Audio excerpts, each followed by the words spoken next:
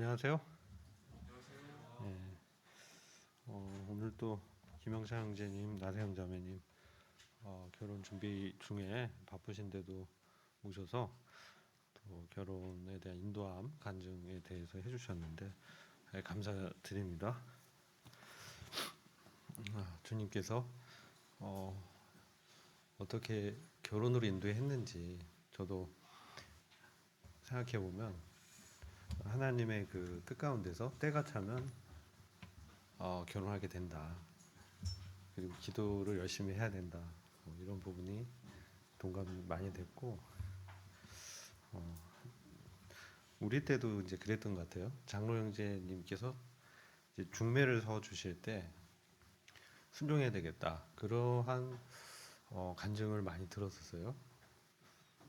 그래서 그런 부분도 여러분들이 좀 생각을 해보시면 결혼 준비에 도움이 많이 될 것 같아요. 하여튼 뭐 다음에 이제 결혼에 대해서 말씀을 나누게 되면은 조금 더 자세히 교제를 했으면 좋겠습니다. 오늘은 요한복음 저희들이 개관에 대해서 좀 같이 나누는 시간인데 지난 시간까지 우리가 히브리서를 이렇게 나누면서 신앙의 성장과 성화에 대해서 저희들이 함께 교제했습니다. 근데 요한복음은 이제 복음서인데 여러분들이 이 복음서를 공부할 때 마태마가 누가복음과 요한복음 좀 다릅니다. 그래서 그 차이를 좀 알아야 되고 그래서 오늘 그런 부분들하고 요한복음의 주제가 뭔지 이런 부분들을 좀 나누고 또 각 그 챕터별로 어떤 주제들로 구성되어 있는지 그런 시간이 되겠습니다.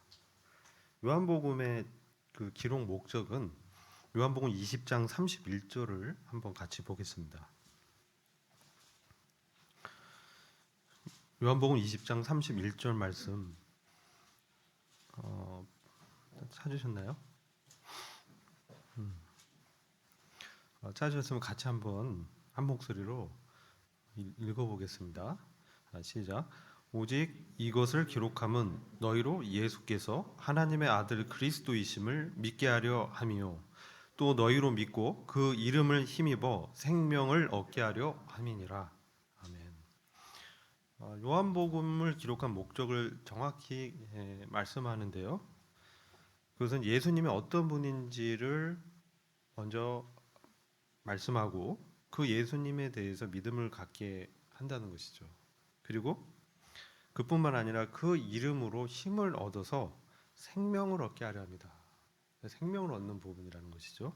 그래서 요한복음의 큰 주제가 바로 예수 그리스도가 누구시냐, 그죠? 그리고 생명 이렇게 두 부분이 좀 중요한 주제가 되겠습니다. 다른 공간복음서는 마태, 마가, 누가복음에서는 우리 예수님이 어떤 일을 했는지 이런 것들에 초점이 맞춰 있어요. 그래서 예수님의 그 직무. 그래서 마태복음은 예수님께서 유대인의 왕으로 오신 분이다 이렇게 말씀하시면서 족보를 쭉 말씀하죠. 1장에 보면. 그래서 유대인들의 그 족보 안에서 조상들을 쭉 이렇게 언급하고 그래서 아담부터 예수 그리스도까지 이렇게 말씀하고 있습니다. 마가복음은 어떻습니까? 종에 관한 부분이죠. 예수께서 하나님의 선지자요 종으로 종의 직무를 감당하셨다. 섬기는 이제 일을 하셨다. 누가복음 어떻습니까? 사람의 아들 인자로 오신 주님이 어떤 일을 하셨는가? 주로 어떤 사역적인 주님의 직무에 관한 주제를 다루고 있습니다. 그리고 기록 연대도 복음서가 이제 AD 60년대 정도에 이제 쓰여졌다 이렇게 보고 있습니다. 공간 복음들이. 그리고 서신서가 먼저 기록이 됐어요. 서신서가 기록되고 복음서가 기록되고. 근데 요한복음은요? AD 90년대에 이제 기록됐다고 보고 있습니다. 무려 다른 복음서와 서신서들이 쓰여진 지 30년이 지난 30년이 지난 후에 사도 요한을 통해서 말씀하고 있는 것이죠. 그래서 공간복음과 차별점이 특징이 뭐냐면 예수 그리스도의 직무보다는 예수 그리스도가 어떤 분이냐, 예수 그리스도의 존재, 그분의 위격이 어떤지 여기에 포커스가 있습니다. 그래서 예수님은 이런 일을 한 분이다라기보다는 예수님은 말씀이다. 이런 식으로 말씀합니다. 예수님은 하나님의 아들이다. 하나님의 본체다. 그래서 I am 스테이트먼트라고 얘기하는데 나는 스스로 존재하는 무엇이다. 이게 바로 하나님의 이제 호칭이죠. 그래서 나는 길이다. 나는 진리다. 나는 부활이다. 나는 생명이다. 이렇게 예수님의 존재에 대해서 계시를 해주고 있는 말씀이죠. 왜 사도 요한이 그런 말씀을 했을까? 사도 요한을 보면 보아너게라고 이제 불렸습니다. 그래서 사도 요한은 우리의 아들이란 뜻이에요. 보아너게는. 그래서 굉장히 다혈질이고 충동적인 그런 측면이 분명히 있었어요. 그리고 사도 요한은 그 형제 이제 야고보가 있었고 어부 출신입니다. 그런데 사도 요한이 이 요한복음에서 자신을 요한이라고 얘기하지 않고 주님께서 사랑하시는 그 제자 이렇게 표현합니다. 그리고 사도 요한의 특징이 뭐가 있을까요? 가장 그 오래 남아서 예수님에 대한 그 계시를 기록했던 그런 사도죠. 다른 사도들은 단지 순교를 했습니다. 근데 이 반모섬에 또 유배되고 주로 이제 사도 요한은 이제 에베소에서 섬겼다. 그리고 예수님께서 십자가에서 죽으실 때 모친 육체의 모친인 마리아를 요한에게 맡기죠. 그래서 그 일 후로는 요한이 이제 마리아를 봉양했다. 이렇게 전승이 있고 그 이후에는 이제 에베소 교회에서 섬겼다. 그리고 반모섬 유배 후에도 에베소 돌아와서 생을 이제 마감한. 요한복음 21장을 보면은 베드로에 대해서 그 회복과 베드로에게 어떤 사역을 위임하는 예수님의 어떤 부활 후의 행적을 기록하고 있는데 그때도 베드로가 이 사람은 어떻게 됩니까? 요한에 대해서 물어봤을 때 주님이 내가 다시 올 때까지 뭐 요한을 그냥 살려둔다 할지라도 너는 그것에 무슨 상관이 있겠냐? 너는 나를 따르라. 이렇게 말씀하시는. 그래서 사도 요한은 가장 그 사도들 중에서도 올해까지 장수한 순교하지 않았어요. 사도 요한은. 그래서 마지막까지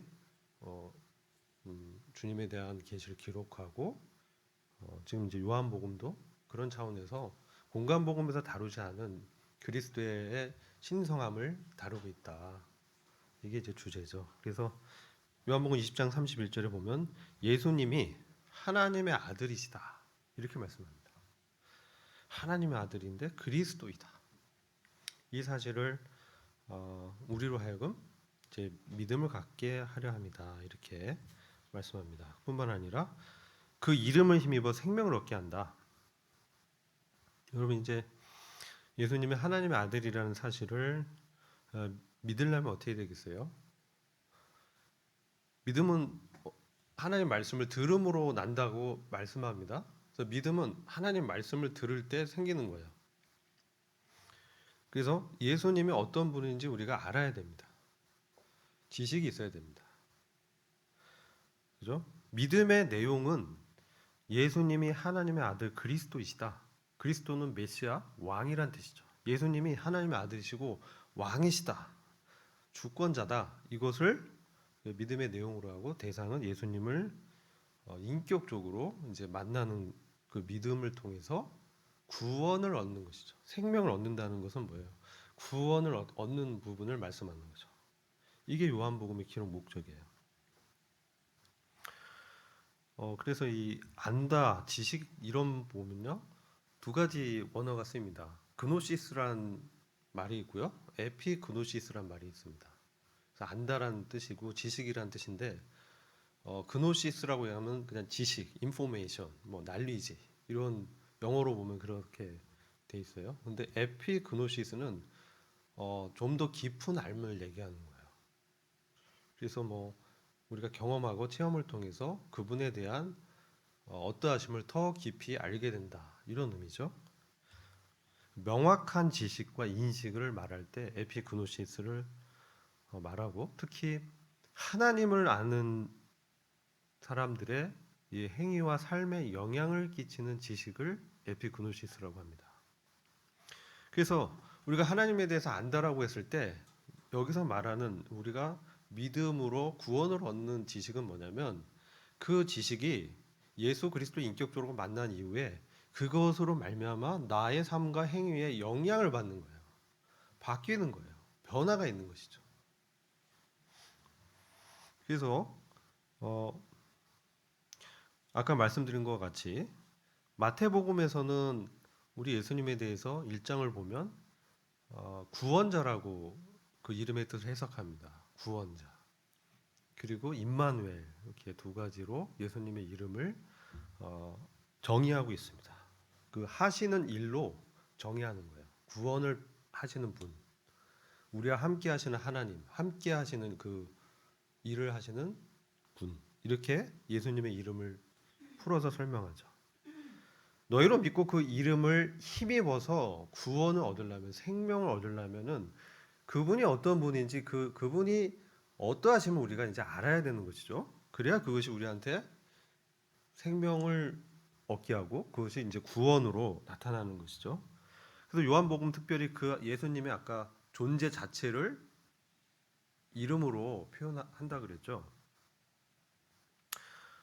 그러면 예수님의 이름이 다양하게 요한복음에 언급이 돼요. 아까 이제 말씀드린 그런 것도 있는데 에고 에임이라고 이제 I am 스테이트먼트에서 예수님의 존재는 신성하신 하나님을 말하는 것이다. 이렇게 이제 하는데 1장을 보면 뭐라고 합니까?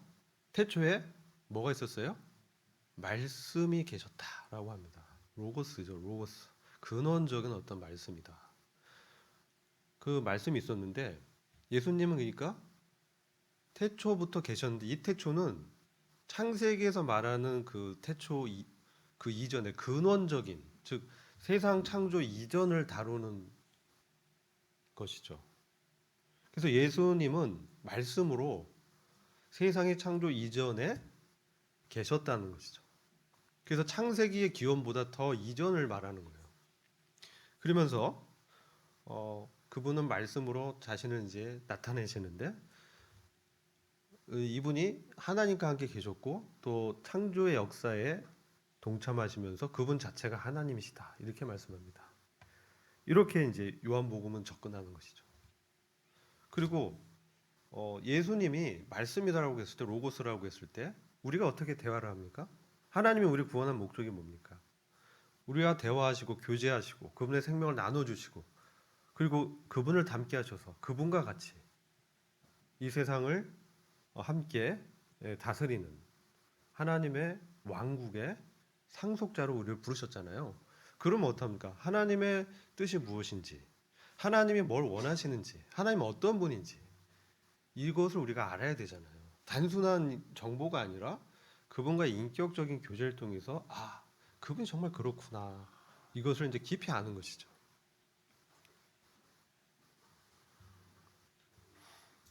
그래서 베드로 후서 3장 18절을 보면 이렇게 말씀합니다.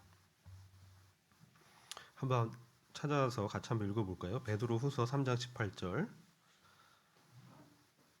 네, 찾으셨나요? 한번 같이 읽어보겠습니다. 시작. 오직 우리 주 곧 구주 예수 그리스도의 은혜와 저를 아는 지식에서 자라가라. 영광이 이제와 영원한 날까지 저에게 있을지어다. 아멘. 그분의 은혜와 그분 아는 지식에서 자라가라는 것이죠. 우리가 자라가려면 특별히 이 영적 성장은 주님의 성품을 닮아가는 것입니다. 지난 시간에도 말씀드렸지만 하나님께서 이스라엘 백성을 애굽에서 해방시키신 것은 이제 출애굽이죠. 출애굽한 것은 출애굽 자체가 그 구원 자체가 목적은 아니라고 그랬죠. 목적은 뭡니까? 가나안에 들어가는 것이 목적이잖아요. 그죠? 그럼 가나안은 뭡니까? 우리의 영적인 가나안은 하나님의 왕국의 기업이죠.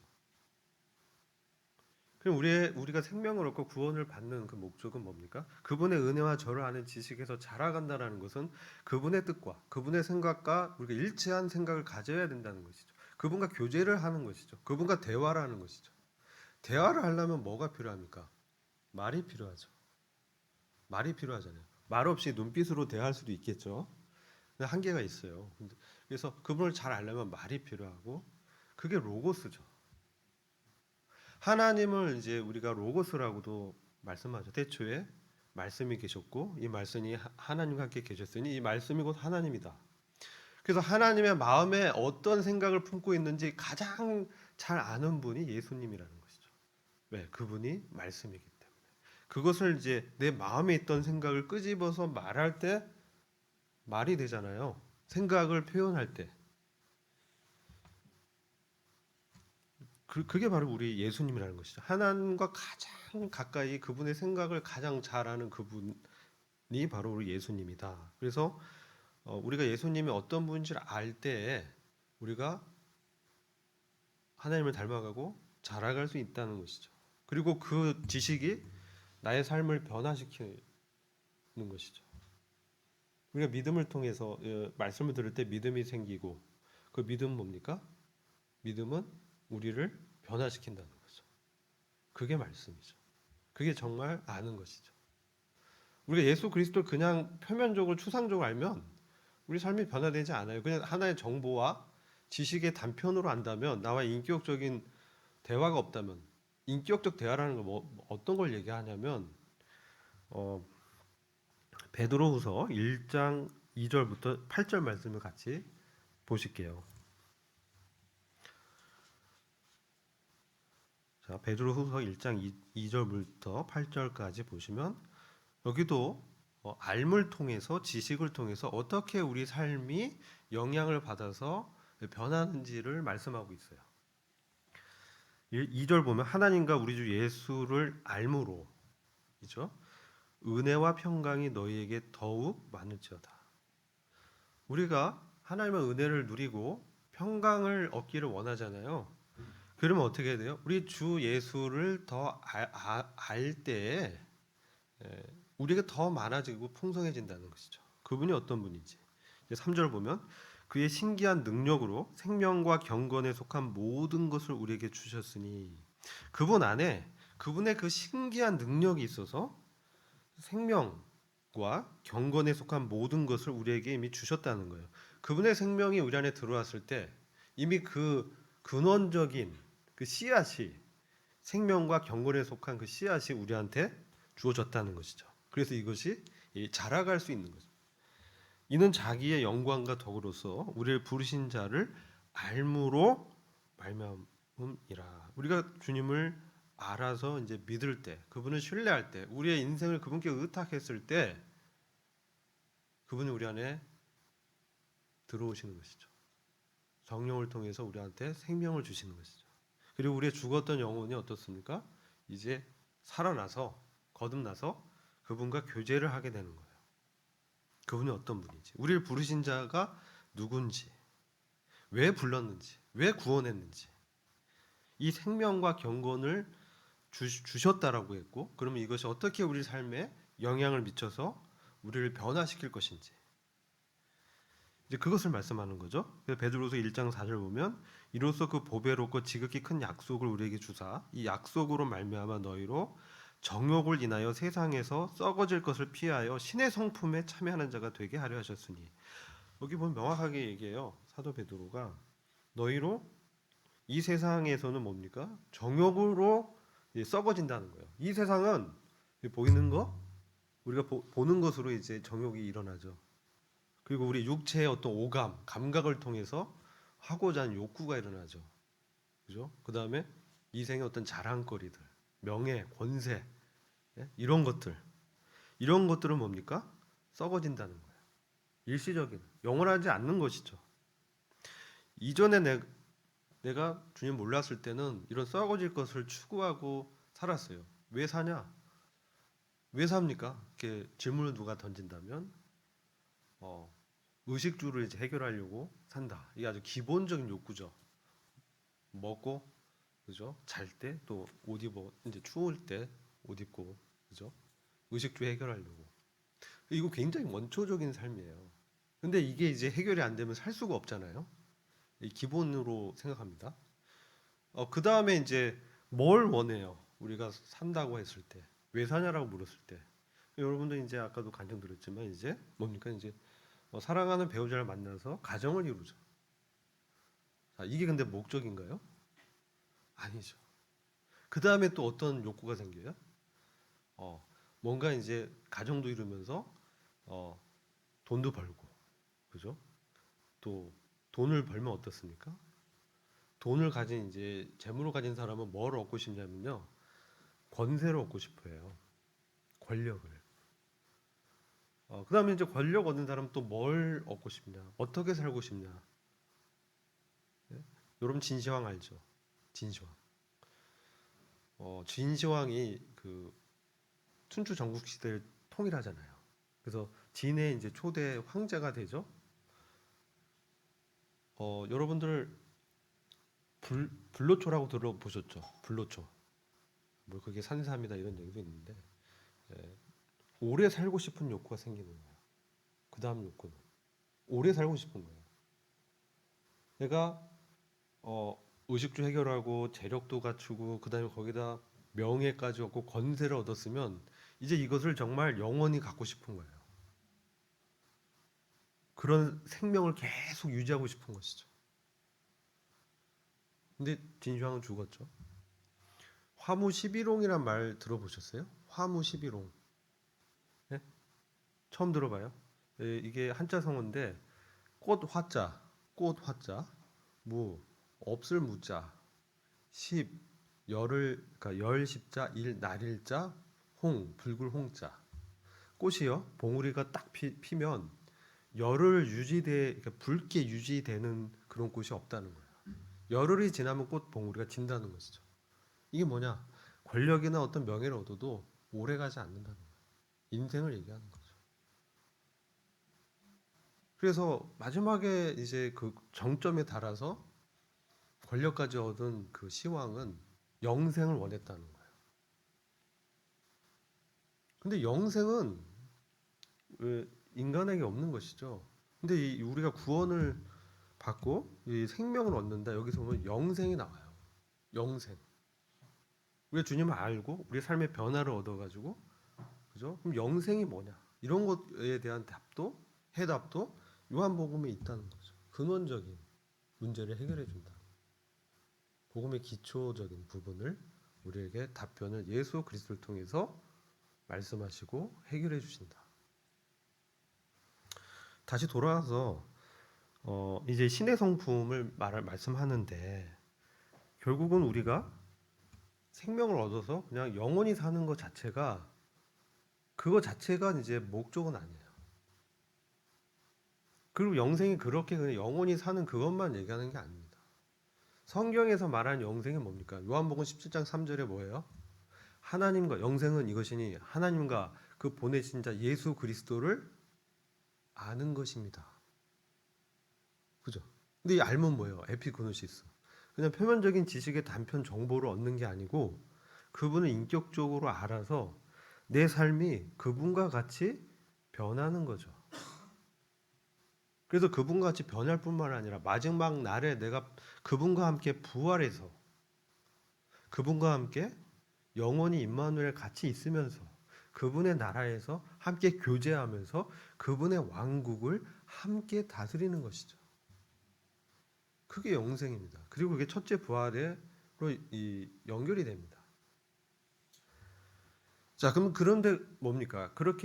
그런 목적으로 우리를 부르셨는데 우리가 신의 성품에 참여했는데, 자, 이게 구원의 시작인데 거기서 자라가지 않는다면 어떻게 되겠어요?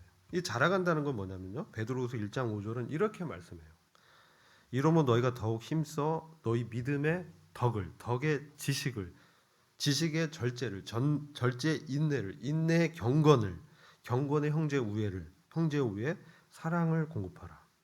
이런 것이 너희에게서 흡족한즉 너희로 우리 주 예수 그리스도를 알기에 게으르지 않고 열매 없는 자가 되지 않게 하려니와. 즉 우리가 예수님을 알면요 어떻게 처음에 믿음을 갖게 되는 것이죠. 믿게 되는 것이죠. 또 우리가 의지적으로 그분께 우리의 인생을 의탁하고 그분을 나의 주권자로 또 영접하는 것이죠. 그게 믿음 아니야? 그 다음에 뭐예요? 덕을 우리 안에 예수님의 그 덕이 이제 생기는 것이죠. 그분 안다는 거. 이게 뭐냐는 것이죠. 그분과 인격적인 교제를 한다는 것은 그분이 복음서에서 구약의 성경에서 하나님의 어떠하심을 우리한테 말씀하시고 삶 속에서 우리의 시험과 훈련의 과정에서 우리의 성품을 그리스도의 성품의 성령의 열매를 맺도록 역사하는 것을 체험하는 것이죠. 그래서 우리가 그분을 아는 지식에서 그분을 아는 그 믿음의 장성한 분량이 자라가는 거죠. 그래서 지식도 생기면 이제 어떻습니까? 절제하는 것이죠. 절제하고 또 견디고 인내하고 또 하나님 같은 성품이 나타나죠. 경건해지고 그리고 형제를 정말 사랑하게 되고요. 그리고 거기에 더 큰 그리스도의 사랑을 이제 공급하는 이게 주님과의 어떤 교제를 통해서 우리가 이러한 신의 성품이 우리에게서 나타나게 하는 것이 구원의 목적이다 라는 것을 말씀하는 것이죠. 이게 자라간다는 거예요. 그러면 우리가 주님이 어떤 분인지를 알 때에 그분을 닮아가고자 하는 욕구가 생기고 단순히 오래 사는 그러한 시간적인 영생이 아니라 내 삶의 질적으로 그리스도를 닮아가는 그 성품이 내 안에서 맺어지는 거죠.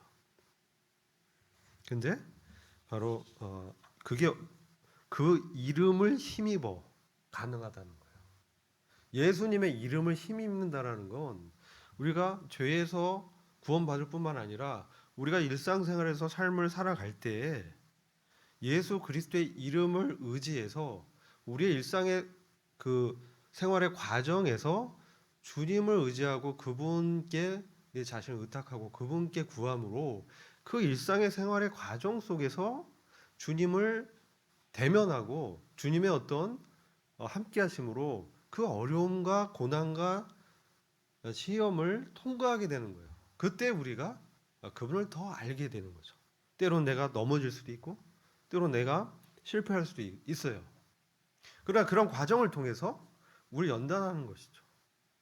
때로는 징계 가운데 있을 수도 있고. 근데 그런 과정을 통해서 우리에게 더 어떻습니까? 주님을 더 그 이름을 의지하게 한다는 것이죠. 그분이 나의 생명이다. 그래서 이런 예수님의 어떠하심을 계속 말하는 거예요. 근데 요한복음 특별히 만남의 복음서라고 합니다. 요한복음 1장부터 쭉 1장에 사실 요한복음 전체에 예수 그리스도의 신성을 축약해서 말씀해요.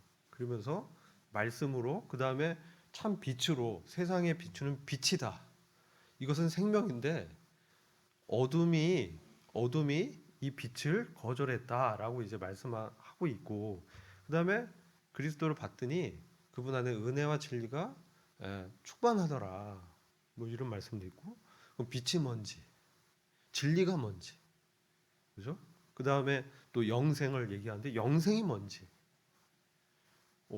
이런 것들을 지금 요한복음은 예수님과의 만남을 통해서 어떤 죄인이나 병자나 뭐 소경이라든지 안진뱅이라든지 이런 사람들의 이 만남의 과정에서 하나님의 어떠함을 이렇게 계시하는 거죠. 여러분들은 하나님의 일을 하고 싶어 하시죠? 그렇지 않나요? 하나님의 일은 무엇일까요?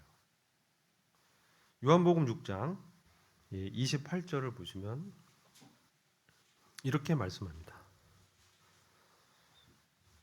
요한복음 6장 28절 저희가 묻되 우리가 어떻게 하여야 하나님의 일을 하오리까? 이렇게 질문을 한 거예요. 그러니까 예수님께서 29절에 찾으셨네요. 같이 한번 읽어볼까요? 자, 시작. 예수께서 대답하여 가라사대 하나님의 보내신 자를 믿는 것이 하나님의 일이니라 하시니. 하나님의 보내신 자를 믿는 게 가장 기본적인 하나님의 일인 거예요. 그죠? 근데 이제 믿는다는 게 뭐냐는 거죠. 그리고 무엇을 믿는다는 거죠. 이게 중요한 거죠. 예수님과 인격적으로 만나는 거, 믿음은 인격적 관계를 말하는 거예요. 그래서 우리가 복음을 듣고 그분과 이 복음을 통해서 예수님을 알게 되지만 우리 삶 속에서 예수님을 더 의지하고 내 인생을 의탁하는 거죠. 어떤 사람은 취업을 준비하고, 어떤 사람은 뭡니까? 진학을 준비하고, 어떤 사람은 사업을 준비하고, 어떤 사람은 결혼을 준비하고, 그죠? 다양하게 우리의 삶의 영역에서 예수님을 만나고 있는 것이죠. 예수님이 내 안에서 말씀하시는 그 예수 그리스도를 내가 어떻게 해야 돼요? 그분을 존귀 여기는 것이죠. 그분의 어떤 말씀을 듣고자 하는 그러한 겸손이 필요하죠. 겸손이 없으면 그 말이 안 들립니다. 내가 강하면, 내가 할 수 있다는 생각, 의지가 강하면 그분의 뜻에 주목하지 않고 내 뜻대로 하는 거예요. 그냥 이래? 예, 알겠습니다. 근데 삶은 내 마음대로 사는 이렇게 되는 거죠. 그러다가 이제 브레이크 걸렸을 때, 뭔가 어려움 만났을 때 이제 엎드리게 되는 그러한 일이 생기게 되죠. 근데 이렇게 하나님 보내신 자를 믿는 것이다. 이것은 아까 말씀드렸죠. 어떤 삶을 전제하냐. 그분 어떤 분인데 내 삶 속에서 그분이 어떻게 역사하셨다. 이런 삶을 얘기하는 거예요. 그랬을 때 그 믿음이 더 어떻게 해요? 깊어지는 거죠. 자, 여러분 또 믿는 사람들 뭘 원해요? 하나님의 뜻을 이제 행하길 원해요. 그죠? 그러면 진짜 근본적인 하나님의 뜻이 뭐냐는 거죠? 요한복음 6장 39절, 40절에 말씀하고 있죠. 나를 보내신 이의 뜻을 행하려 함이니라. 나를 보내신 이, 나는 예수님이 보내신 이는 하나님이에요. 하나님 뜻은 내게 주신 자 중 내가 하나도 잃어버리지 아니하고 마지막 날에 다시 살리는 이것이니라. 내 아버지의 뜻은 아들을 보고 믿는 자마다 영생을 얻는 이것이니 마지막 날에 내가 이를 다시 살리리라. 부활의 영광에 동참케 한다. 그게 참된 영생이죠. 오래 살고 영원히 살고 명예롭게, 예? 풍성하게, 이게 인간의 본능적 욕구인데 하나님은 그렇게 인간을 그렇게 해가지고 자기 멋대로 살고 해서 지옥에 가게 그런 운명으로 가는 것을 원치 않으셨어요. 그래서 예수님을 보내셔서 이런 죄의 문제를 다 해결하고 인간의 근본적인 존재의 문제를 그리스도의 만남을 통해서 해결해 주시려고 보내신 것이죠.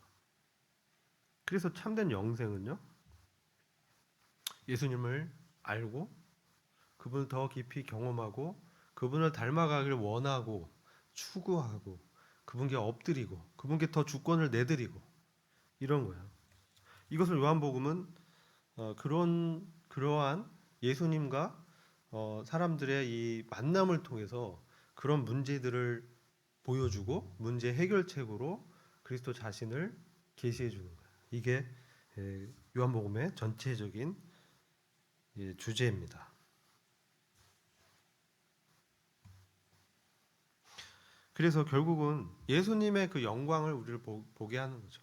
그분의 영광을 보고 그리고 그 여러 가지 정말 그 신앙의 기초적인 부분들을 드러내시고 그거에 대한 답을 주세요. 그래서 우리 주님은 우리에게 이러한 아까도 말씀드렸지만 신성한 신의 성품에 참여하는 삶을 자신의 어떤 생명을 나눠 주심으로 우리로 하여금 그런 삶을 추구하게 하신다는 거죠. 그래서 이제 각 챕터별로 어떤 내용인지를 간단하게 제가 쭉 말씀을 드릴 거예요. 우리가 이제 요한복음을 1장부터 21장까지 쭉 보면서 이러한 부분을 좀 포커스 맞춰서 우리가 주님을 알기를 원하는 거죠. 1장 뭡니까? 10장의 이제 키워드는 이제 말씀과 빛입니다. 그래서 말씀이 뭔지, 빛이 뭔지, 그럼 빛과 반대되는 어두움이 뭔지. 우리 안에 어두움이 있죠? 어떤 어두움이 있나요? 하나님을 마음에 두기 싫어하는 거죠. 그게 어두움이죠. 근본적인 악이죠. 죄입니다. 하나님이 내 안에서 나를 다스리고 통치하는 주권자요 왕이 되는 것을 싫어하는 거. 이게 어둠의 속성입니다. 그러나 참된 빛, 생명이 들어오면 그 빛이 비쳤을 때 그 앞에 어두움은 제거되는 것이죠. 여기에 인간의 근본적 문제를 해결하러 오신, 인간의 근본적 어두움, 죄악의 문제를 해결하러 오셨다. 이것을 말씀하죠. 2장은 뭡니까? 예수님의 최초 이적인 가나 혼인 잔치에서 물을 포도주로 만드는 이런 기적이 기록되어 있습니다. 그러면서 자신의 영광을 드러내셨다. 이게 어떤 의미인지, 왜 예수님은 혼인 잔치에서 이런 기적을 행하셨는지, 이런 부분도 이제 우리가 깊이 있게 알아야 되고, 3장에서는 뭡니까? 바로 거듭남, 니고데모라는 사람과의 대화에서 거듭남이 뭔지, 그 다음에 하나님의 왕국이 뭔지 이 부분도 말씀해 주시죠. 4장은 뭡니까? 후가상 여인을 찾아와서 만난 주님, 그리고 이 목마르지 않는 그 생명수에 대해서, 그리고 누가 메시아인지, 참된 예배가 무엇인지, 이것을 이제 말씀하시고, 또 왕의 신하를 만나서 고치시면서 참된 믿음의 본질이 무엇인지를 터치해주고 있습니다. 5장에서는 안식일에 38년 된 병자를 고치신 세 번째 이적이 기록되어 있죠. 그러면서 안식일에 이제 병자를 고쳤다는 것 때문에 바리새인들의 반감을 사는 이런 부분이 있고, 이제 후반부에서는 생명의 부활과 심판의 부활을 말씀하십니다. 6장은 네 번째와 다섯 번째 이적을 기록을 통해서 5천 명을 먹이신 이 정말 창조주의 능력을 나타내시죠. 그러면서 주님은 자신을 생명의 떡으로 계시하십니다. 7장은 이런 과정에 주님에 대한 반발이 바리새인 중심으로 유대인들 사이에서 막 일어나면서 유대인들 안에서도 이제 예수님에 대해서 호감을 가진 사람과 반발하는 사람으로 분열이 일어나는 이런 사건이 기록되면서 예수님이 이제 아버지 하나님으로부터 나오셨다가 다시 돌아가는 거에 대해서 말씀하시고 성령에 대해서 또 말씀해 주십니다. 8장은 가늠 중에 잡힌 여인을 구원하시면서 인간의 근본적인 죄를 드러내시는 것이죠. 그러면서 참된 진리는 무엇이냐? 우리를 죄의 권세에서 자유케 하는 것이다. 죄를 이제 마음대로 지는 것이 아니라, 그래서 그 간음 중에 잡힌 여인에게 너 돌아가서 다시는 죄를 범치 말라고 말씀하잖아요. 우리에게 주어진 진리는 요즘 무슨 영화들은 다 말하죠. 리스판서빌리티, 책임이 있다는 것이죠. 어떤 책임이냐? 주님을 따라가고 주님을 사랑할 그런 책임이 있는 것이죠. 진리가 자유케 한다고 해서 방임한다는 얘기가 아니고요. 죄의 권세에서 자유케 돼서 주님을 마음껏 섬길 수 있는 자유가 생긴다는 거예요. 자, 이렇게 이제 됐을 때 유대인들이 예수님이 자신을 하나님으로 계시하는 것을 눈치채면서 예수님을 돌로 쳐 죽이려고 이제 하는 장면이 기록된 게 8장입니다. 9장은 소경 거지 바디메오를 날 때부터 소경된 그 소경의 눈을 뜨게 하는 사건. 이것은 메시아의 기적입니다. 구약에 예언된. 근데 그거에 대한 유대인들의 반응이 기록돼 있고, 이제 예수 믿는 자를, 예수를 그리스도로 시인하는 자를 이제 출교하겠다라고 유대인들이 결의하게 되죠. 이러면서 유대인들의 반발이 이제 점점 커지게 됩니다. 10장은 주님은 자신을 선한 목자로 계시하시죠. 목자에 대해서, 선한 목자는 양을 위해서 자신을 생명을 내어놓는다. 11장은 이제 부활장입니다. 나사로의 부활을 통해서 참된 부활이 무엇인지 그것을 말씀하고, 12장은 이제 마리아가 주님께 기름을 부으면서 주님의 장사를 이제 예비하는 사건이 기록되죠. 그러면서 한 알의 밀이 땅에 떨어져서 죽어야 이제 많은 열매를 맺는다는 예수님의 십자가의 죽음을 예언하는 말씀이 있고, 또 인자가 들려야 사람을 구원할 수 있다. 주님의 사명은 심판이 아니라 구원이다. 이게 12장의 내용이고, 13장은 가룟 유다의 배신. 그러면서 하나님의 아들이 영광이 어떤 의미인지, 그리고 베드로의 실패를 예언하시죠. 14장은 주님은 자신을 길이요 진리요 생명이라고 계시하시면서 성령의 사역의 특징을 말씀해 주십니다. 15장에서는 포도나무 비유를 통해서 열매 맺는 삶이 어떤 것인지 우리에게 교훈해 주시고, 16장은 성령의 사역, 죄와 의와 세상에 대해서 책망하시면서 제자들을 격려하십니다. 17장에서는 예수님의 그 위대한 기도가 기록되어 있죠. 아버지와 관계, 영광스러운 게 무엇인지, 제자들을 보존하고 하나 되게 하시는, 연합하게 하시는 목적으로 기도하시고, 신자들이 서로 사랑하고 영광을 보게 해달라고 기도하십니다. 우리가 예수 그리스도의 영광을 볼 때, 그분의 얼굴에 나타난 하나님의 영광을 우리가 알아본다면 우리의 삶이 변화가 되는 것이죠. 더 거룩해지고 그분의 이제 목적에 내 삶을 드리고자 하는 마음이 이제 일어나는 거죠. 18장은 유다의 배신과 베드로의 부인, 그 다음에 빌라도의 신문이 기록되어 있고, 실제 신문장에서 빌라도가 신문하지만 사실 주님이 빌라도를 교훈하시죠. 네 권세가 어디에서 났느냐. 그렇죠? 하나님이 주시지 않았으면 그 자리에 있을 수 없다. 그런 말씀하시죠. 19장에서 위대한 십자가의 구속의 사건과 다 이루었다, 다 갚았다, 테텔레스타이로 세상의 모든 죄를 대속하신 그리스도의 사역이 기록되어 있습니다. 20장은 예수 그리스도의 부활을, 그리고 21장은 부활 후에 실패했던 베드로를 다시 회복시키고 그에게 모양의 사역을 위임하는 그런 내용이 이제 전체 요한복음의 주요 내용입니다. 그래서 여러분들이 이런 이제 요한복음의 내용들을 앞으로 이제 다음 주부터 1장부터 좀 긴 장은 뭐 요한복음이 아시겠지만 60절 뭐 70절까지 있는 장들은 이제 두 번에 걸쳐서 제 생각에 이제 30절이 넘는 장은 두 번의 시간을 통해서 나누어서 좀 저희가 교제해야 되겠다 이런 생각이 좀 있고요. 매주 이제 제가 그 다음 주에 뭐 우리가 어떤 교재로 분반 시간 때 교제해야 할 그 교재 문제들을 우리 청년 카톡방에 올려드리면 그걸 보시고 주중에 그 장을 읽고 준비해 오셔서 모여서 이제 듣고 이제 문제를 푸는, 그래서 방식은 이제 시브리서 똑같이 비슷하게 좀 하고 중간중간에 좀 특강들에서 실질적인 어떤 아까 이제 결혼의 문제라든지 이런 특강들을 좀 중간중간에 삽입해서 강사들을 좀 외부 강사 등 초빙해서 그런 부분들을 좀 같이 나누는 그런 계획이 있습니다.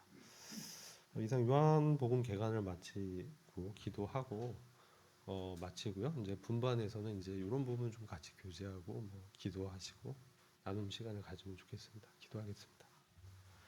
아버지 하나님 감사합니다. 오늘 참 우리 주님이 자신을 어떻게 우리에게 보여주기를 원하시는지 요한복음을 통해서 저희들을 교훈해 주시고 또 이후의 시간을 축복해 주시기 기도합니다. 저희들의 교제 가운데 주님을 더 깊이 알 수 있도록 역사해 주시고, 또 늦은 시간에 참 지치고 힘들지만 저희들 교제 가운데 주님이 힘을 주시고 역사해 주시기를 간절히 기도합니다. 주님께 의탁을 드리었고 예수 그리스도의 존귀하신 이름으로 기도했습니다.